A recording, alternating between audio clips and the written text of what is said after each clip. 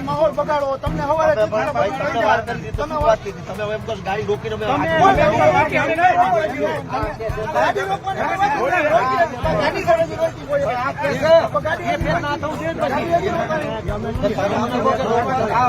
તમે કરો છો ગાડી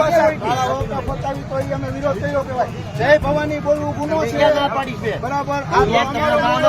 બોલવાની ના નથી અને તમને સવારે તમે અટકાયત કરશો તો માહોલ બગડશે આખા તાલુકાનો માહોલ બગડશે